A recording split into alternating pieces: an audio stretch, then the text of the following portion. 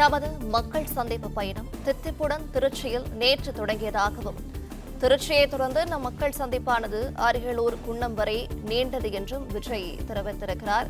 அனைத்து இடங்களிலும் மக்களின் தன்னெழுச்சியான பேரன்பும் பேராதரவும் மனம் நெகிழச் செய்ததாகவும் விஜய் கூறியிருக்கிறார். உங்களை சந்திக்க மீண்டும் வருவேன் என்று விஜய் கூறியிருக்கிறார். அனைத்து இடங்களிலும் மக்களின் தன்னெழுச்சியான பேரன்பும் பேராதரவும் மனம் நெகிழச் செய்ததாக விஜய் கூறியிருக்கிறார்.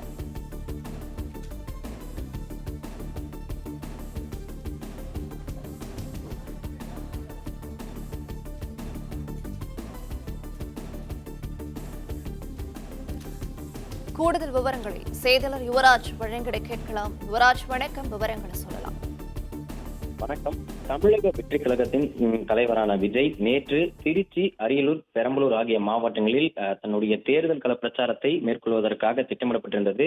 அந்த வகையில் நேற்று திருச்சி, அரியலூர் ஆகிய 2 மாவட்டங்களிலும் அந்த பிரச்சாரமானது மேற்கொள்ளப்பட்டது. வழிநெடுகிலும் இருந்திருக்கக்கூடிய இந்த தாவேகா தொண்டர்களினால் அந்த பேருந்து ஒரு அடி கூட நகர முடியாத ஒரு சூழல் ஏற்பட்டது. அது மட்டுமல்லாமல் ஒவ்வொரு சாலையின் முனைப்புகளிலும் இருக்கக்கூடிய அந்த தொண்டர்கள், பொதுமக்கள் விஜய் தங்களை சந்தித்து விட்டுதான் செல்ல வேண்டும் என பேருந்துகளை இடைமறித்து சென்றனர்.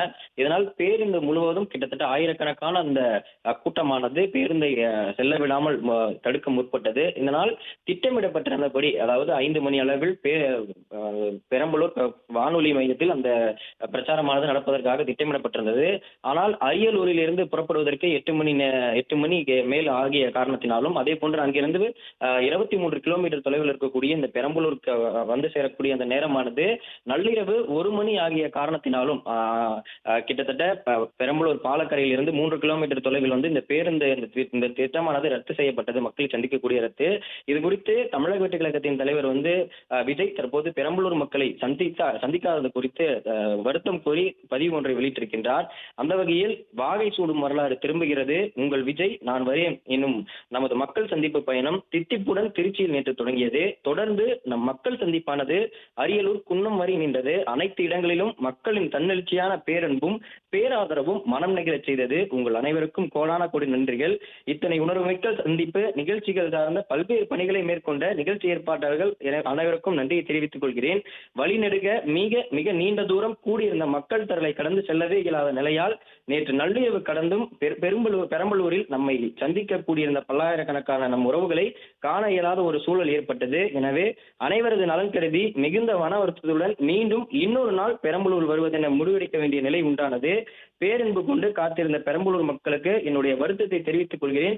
நிச்சயமாக உங்களை சந்திக்க மீண்டும் நான் வருவேன் என்று அந்த பதிவில குறிப்பிட்டிருக்கின்றார்.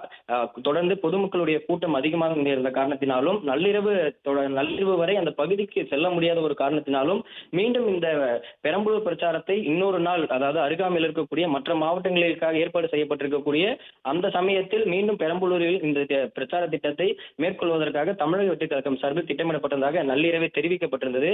அந்த வகையில் பெரம்பலூர் மக்களை சந்திக்காதது குறித்து தான் மனம் வந்து அந்த வருத்தத்தை கேட்டுக்கொள்வதாகவும், நிச்சயம் உங்களை சந்திக்க நான் மீண்டும் வருவேன் என்று இந்த பதிவிலே குறிப்பிட்டிருக்கின்றார். பிளே ஸ்டோர் மற்றும் ஆப் ஸ்டோரில் இருந்து பாலிமர் செயலியை QR கோடு மூலம் பதிவிறக்கம் செய்யுங்கள். செய்திகளை உடனுக்குடன் பெறுங்கள்.